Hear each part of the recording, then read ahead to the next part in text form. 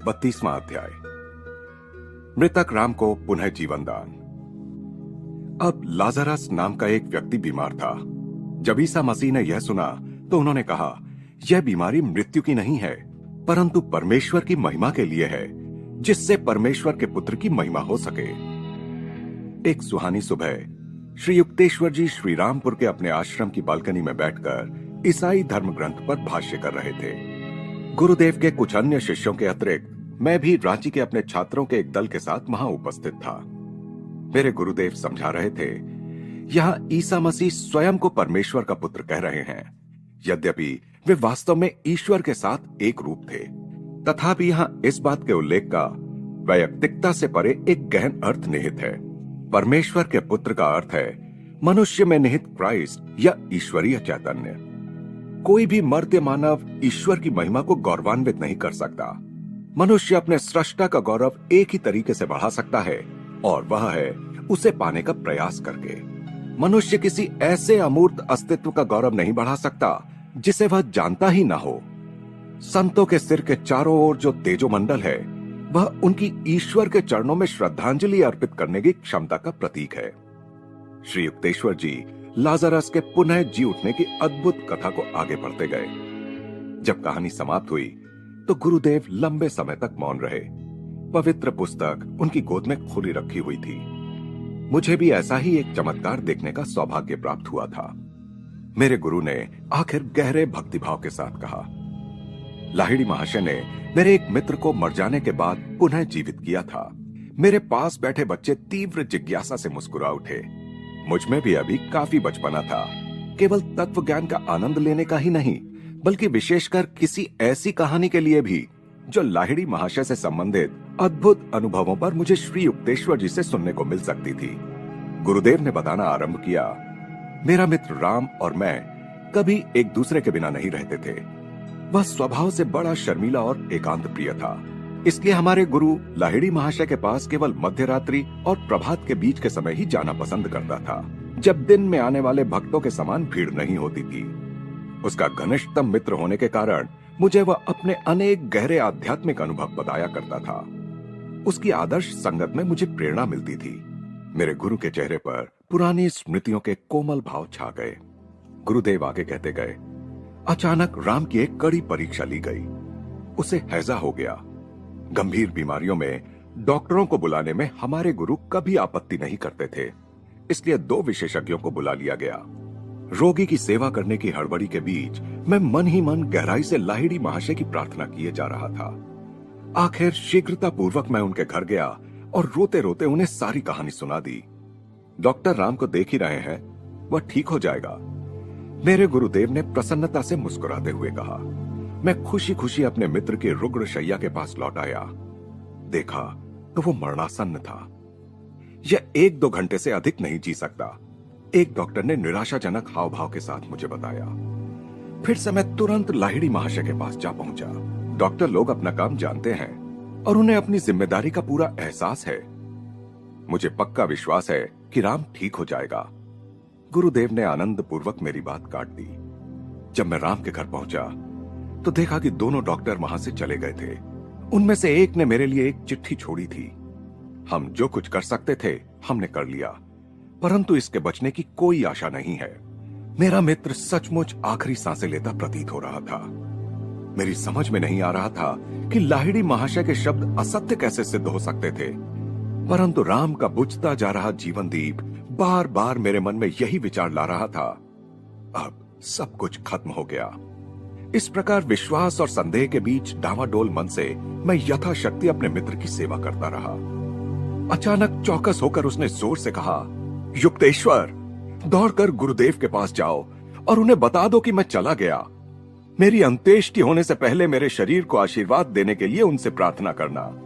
इन शब्दों के साथ ही राम ने गहरा निश्वास छोड़ा और प्राण त्याग दिए। मैं उसकी शैया के पास बैठा 1 घंटे तक रोता रहा। उसे हमेशा ही शांति प्रिय रही थी। अब उसे मृत्यु की संपूर्ण शांति प्राप्त हो गई थी। इतने में एक अन्य शिष्य वहां आ पहुंचा। मैंने उससे अपने लौट आने तक वहीं रुकने के लिए कहा।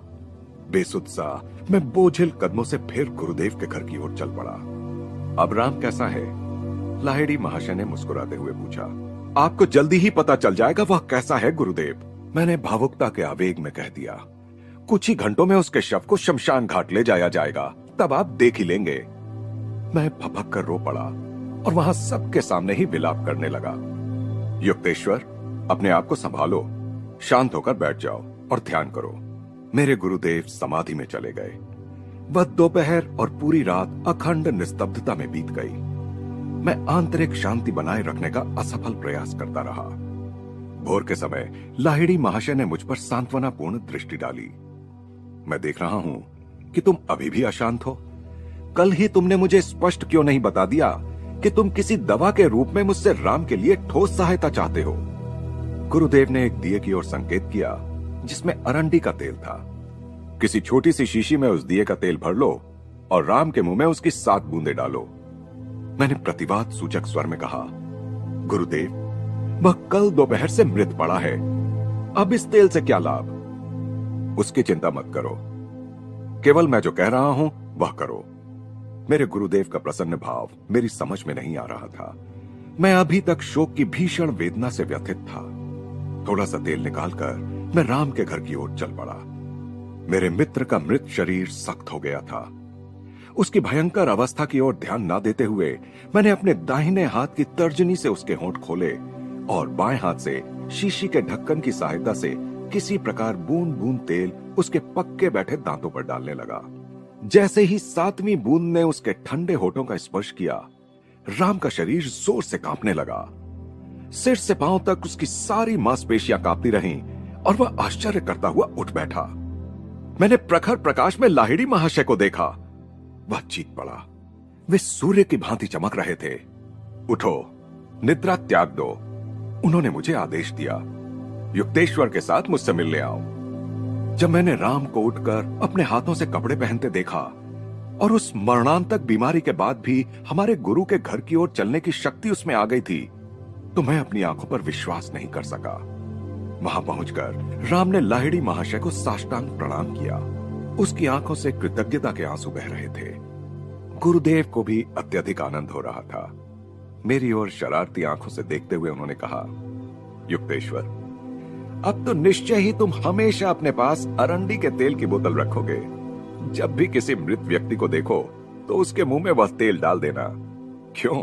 अरंडी के तेल की 7 बूंदें अवश्य ही यमराज की शक्ति को निष्क्रिय करने के लिए पर्याप्त हैं। गुरुजी, आप मेरा मजाक उड़ा रहे हैं। मैं समझा नहीं। कृपा कर मेरी भूल का स्वरूप समझा दीजिए। मैंने 2 बार तुमसे कहा कि राम ठीक हो जाएगा, फिर भी तुमने मुझ पर पूरा विश्वास नहीं किया। लाहिड़ी महाशय समझाने लगे। मेरे कहने का यह अर्थ नहीं था कि डॉक्टर उसे ठीक कर पाएंगे। मैंने केवल इतना ही कहा था कि वे उसे देख रहे हैं। मैं डॉक्टरों के कार्य में हस्तक्षेप नहीं करना चाहता था। आखिर उन्हें भी तो जीविका कमानी है। इसके बाद आनंद से भरे स्वर में मेरे गुरु ने कहा, सदा याद रखो कि सर्वशक्तिमान परमात्मा किसी को भी ठीक कर सकते हैं, डॉक्टर हो या ना हो। मुझे अपनी भूल समझ आ गई है। मैंने पश्चाताप के साथ स्वीकार किया। अब मेरी समझ में आ गया कि आपका एक साधारण सा शब्द भी पूरे ब्रह्मांड के लिए बाध्यकारी है। श्री युक्तेश्वर जी की यह रोमांचक कहानी जैसे ही पूरी हुई, रांची के एक बच्चे ने उनसे प्रश्न पूछा, जो बच्चे के मुख से स्वाभाविक ही था। उसने पूछा, महाराज, आपके गुरुदेव ने अरंडी का तेल ही क्यों भेजा? तेल देने का कोई विशेष अर्थ नहीं था बेटा। मैंने कोई प्रत्यक्ष वस्तु चाहिए थी, इसलिए लाहिड़ी महाशय ने पास में पड़ा तेल ही दे दिया, जो मुझ में अधिक विश्वास जगाने के लिए एक वस्तुगत प्रतीक मात्र था। गुरुदेव ने राम को इसलिए मर जाने दिया क्योंकि मैंने आंशिक संदेह किया था, परंतु वे जानते थे कि जब उन्होंने कह दिया था तो राम ठीक होकर ही रहेगा, चाहे उन्हें उसे मृत्यु के बाद ही क्यों न ठीक करना पड़े, जो साधारणतया अंतिम बीमारी होती है। श्री युक्तेश्वर जी ने बच्चों को बाहर भेज दिया और मुझे अपने चरणों के पास रखे कंबल के एक आसन पर बैठने का संकेत किया। असाधारण गंभीरता के साथ उन्होंने कहा, योगानंद, तुम जन्म से ही लाहिड़ी महाशय के शिष्यों से घिरे रहे हो। महान गुरु ने अपना महिमामय जीवन कुछ हद तक एकांत में ही जिया और अपनी शिक्षाओं पर आधारित कोई संस्था या संगठन बनाने की अनुमति अपने अनुयायियों को देने से वे निरंतर इनकार करते रहे। फिर भी उन्होंने एक महत्वपूर्ण भविष्यवाणी की थी। उन्होंने कहा था, पश्चिम में योग के प्रति गहरी रुचि पैदा होने के कारण मेरे देह त्याग के 50 वर्ष बाद मेरा एक जीवन चरित्र लिखा जाएगा। योग का संदेश सारे विश्व में फैल जाएगा। इससे सभी के एकमात्र परमपिता की प्रत्यक्ष अनुभूति पर आधारित एकता के कारण मानव जाति में विश्व बंधुत्व स्थापित होने में सहायता होगी। श्री युक्तेश्वर जी ने आगे कहा, मेरे पुत्र योगानंद, उस संदेश को फैलाने में और उस पवित्र जीवन चरित्र को लिखने में तुम्हें अवश्य अपने हिस्से का कार्य करना होगा। 1895 में लाहिड़ी महाशय ने देह त्याग किया। 1945 में उनके देह त्याग के 50 वर्ष पूरे हुए। उसी वर्ष यह पुस्तक पूरी हुई। यह संयोग देखकर मैं आश्चर्यचकित हुए बिना नहीं रह सकता कि 1945 के वर्ष के साथ ही क्रांतिकारी आणविक शक्तियों का नया युग भी आरंभ हुआ। सभी विचारी मनुष्यों का ध्यान शांति और विश्व बंधुत्व की अत्यंत महत्वपूर्ण समस्याओं की ओर अभूतपूर्व व्यग्रता के साथ लग गया है कि कहीं ऐसा ना हो कि भौतिक बल के निरंतर प्रयोग से समस्याओं के साथ साथ मानव जाति का ही अंत हो जाए। मनुष्य की सारी उपलब्धियों का काल या बम के कारण नामो निशान मिट जाए, तब भी सूर्य अपनी दिशा नहीं बदलेगा और तारे भी अपने अपने स्थान पर रहकर पृथ्वी को देखते रहेंगे। सृष्टि नियम को स्थगित नहीं किया जा सकता, न ही उसे बदला जा सकता है। मनुष्य के लिए बेहतर यही होगा कि वह उसके अनुसार जीना सीखे। पूरा ब्रह्मांड जहां बल प्रदर्शन के विरुद्ध है, सूर्य भी जहां तारागणों के साथ कोई युद्ध छेड़े बिना उन्हें अपने स्वल्प प्रकाश को प्रकट करने का अवसर देने के लिए यथा समय आकाश से हट जाता है, वहां हमारे बल प्रदर्शन से लाभ ही क्या होने वाला है? क्या उससे कोई शांति उत्पन्न हो जाएगी? सृष्टि का आधार क्रूरता नहीं, सद्भावना है। शांति सद्भावना में जीने वाली मानव जाति ही विजयश्री के अनंत फलों का रसास्वादन कर सकेगी, जो अपने स्वाद में रक्त सिंचित भूमि में उत्पन्न किसी भी फल से कहीं अधिक मधुर होंगे। मानव हृदयों का अनाम स्वाभाविक संघ ही प्रभावी राष्ट्र संघ बन सकेगा। इस जगत के दुखों को दूर करने के लिए जिन व्यापक सहानुभूतियों की और गहराई में देख पाने वाली दृष्टि की आवश्यकता है, वह केवल मानव जाति की विविधता के बौद्धिक आकलन से नहीं, बल्कि मानव जाति की सबसे गहरी एकता, ईश्वर के साथ संबंध के ज्ञान से आएगी। विश्व बंधुत्व द्वारा शांति की स्थापना संसार का सर्वोच्च आदर्श है। इस आदर्श को मूर्त रूप देने के लिए योग का, जो कि ईश्वर के साथ व्यक्तिगत संपर्क साधने का विज्ञान है, समय के साथ सारे विश्व के समस्त लोगों तक प्रसार हो। भारत की संस्कृति अन्य किसी भी देश की संस्कृति से कहीं अधिक प्राचीन है। फिर भी बहुत कम इतिहासकारों ने इस बात की ओर ध्यान दिया है कि उसका अभी तक सुरक्षित रहना कोई संयोग मात्र नहीं है, बल्कि पीढ़ी दर पीढ़ी भारत ने अपने महापुरुषों के माध्यम से जो सनातन सत्य प्रस्तुत किए हैं, उनके प्रति भक्ति का तर्क शुद्ध परिणाम है। युग युगांतरों से वो भी कितने, क्या कोई गवेषक कभी सच सच बता भी पाएगा? निरंतर विकारहीन अस्तित्व बनाए रखकर काल की चुनौती का किसी भी देश की अपेक्षा केवल भारत ने ही सर्वोत्तम उत्तर दिया है। विस्मृति की गर्त में विलुप्त होने से भारत जो बच गया है, इस प्रकाश में देखें तो बाइबल में दी गई अब्राहम की कहानी को भी नया अर्थ मिल जाता है। बाइबल में कहा गया है कि अब्राहम ने प्रभु से प्रार्थना की कि सोडोम शहर में यदि 10 पुण्यात्मा भी मिल जाएं, तो वे उस शहर को बख्श दें। इस पर प्रभु ने उत्तर दिया, ऐसे 10 लोग भी मिल जाएं, तो मैं उस शहर को नष्ट नहीं करूंगा। मिट गए कभी भारत के समकालीन रहे शक्तिशाली राष्ट्रों के साम्राज्य जो युद्ध कलाओं में निपुण थे, प्राचीन मिस्र, बेबीलोनिया, यूनान, रोम। प्रभु के उत्तर से यह स्पष्ट हो जाता है कि कोई भी देश अपनी भौतिक उपलब्धियों के कारण नहीं, बल्कि अपने महापुरुषों के कारण जीवित रहता है। इस 20वीं शताब्दी में, जिसके अर्धशतक के पूर्ण होने से पहले ही धरती 2 बार खून से नहा चुकी है, ईश्वर की वह दिव्य वाणी फिर से सुनाई दे जिसे कभी खरीदा नहीं जा सकता। उस निष्पक्ष न्यायाधीश की दृष्टि में महान हो, ऐसे 10 लोग भी जिस देश में होंगे, वह देश कभी मिट नहीं सकता। ऐसी धारणाओं को मानने के कारण ही भारत काल के हजारों छल कपटों के आगे बुद्धिहीन सिद्ध नहीं हुआ। हर शताब्दी में आत्मज्ञानी गुरुओं ने अवतार लेकर उसकी भूमि को पवित्र किया है। लाहिड़ी महाशय और श्री युक्तेश्वर जी जैसे क्राइस्ट सदृश अर्वाचीन योगी आज भी यह उद्घोष कर रहे हैं कि मनुष्य के सुख स्वास्थ्य और राष्ट्र के दीर्घ जीवन के लिए योग का ज्ञान, जो ईश प्राप्ति का विज्ञान है, अत्यावश्यक है। अभी तक लाहिड़ी महाशय के जीवन एवं उनकी सर्वलोकोपयोगी शिक्षाओं के बारे में बहुत कम जानकारी छपकर प्रकाशित हुई है। 3 दशकों से मैं भारत, अमेरिका और यूरोप में मोक्षदायक योग के संदेश में गहरी और सच्ची रुचि देख रहा हूं। अतः लाहिड़ी महाशय के लिखित जीवन वृतांत की, जैसे कि उन्होंने भविष्यवाणी भी की थी, पाश्चात्य जगत में तीव्र आवश्यकता है, जहां महान योगियों के जीवन के बारे में लोगों को अत्यंत कम जानकारी है। लाहिड़ी महाशय का जन्म 30 सितंबर 1828 ईस्वी को एक धर्मनिष्ठ प्राचीन ब्राह्मण कुल में बंगाल के नदिया जिले में स्थित घुर्णी ग्राम में हुआ था। वे आदरणीय श्री गौर मोहन लाहिड़ी की दूसरी पत्नी श्रीमती मुक्त काशी की संतानों में एकमात्र पुत्र थे। पहली पत्नी का 3 पुत्रों को जन्म देने के पश्चात एक तीर्थ यात्रा के दौरान देहांत हो गया था। उनके बचपन में ही उनकी माता का भी देहांत हो गया। उनकी माता के बारे में बहुत कम जानकारी उपलब्ध है, सिवाय इस महत्वपूर्ण तथ्य के कि वे शास्त्रों में जिन्हें महायोगीश्वर कहा गया है, उन भगवान शिव की अनन्य भक्त थी। लाहिड़ी महाशय का पूरा नाम श्यामाचरण लाहिड़ी था। उनका बचपन घुर्णी में उनके पैतृक निवास में ही बीता। 3-4 वर्ष की आयु में ही वे प्रायः बालू में केवल सिर बाहर और शेष सारा शरीर बालू के अंदर रखते हुए एक विशिष्ट योगासन में बैठे दिखाई देते थे। 1833 ईस्वी में गांव के निकट से बहती जलंगी नदी ने अपना मार्ग बदल दिया और वह गंगा में विलीन हो गई। उसके मार्ग परिवर्तन के कारण लाहिड़ी परिवार की सारी जमीन जायदाद नष्ट हो गई। घर के साथ लाहिड़ी परिवार द्वारा प्रतिष्ठित शिव मंदिर भी नदी के गर्भ में समा गया। एक भक्त ने उफनते जल में से शिव की प्रस्तर प्रतिमा को बचाया और उसे एक नए मंदिर में रख दिया, जो अब घुर्णी शिव मंदिर के नाम से विख्यात है। श्री गौर मोहन लाहिड़ी घुर्णी को छोड़कर सपरिवार काशी में जा बसे। वहां उन्होंने शीघ्र ही एक शिव मंदिर की स्थापना की। वैदिक धर्म के अनुसार नित्य पूजा पाठ, दान धर्म, शास्त्राध्ययन आदि उनके घर में होता था। वे न्यायपरायण तथा उदार दृष्टिकोण वाले व्यक्ति थे। आधुनिक विचारधारा की उपयोगिता की वे अवहेलना नहीं करते थे। बालक लाहिड़ी ने काशी की पाठशालाओं में हिंदी और उर्दू की पढ़ाई की।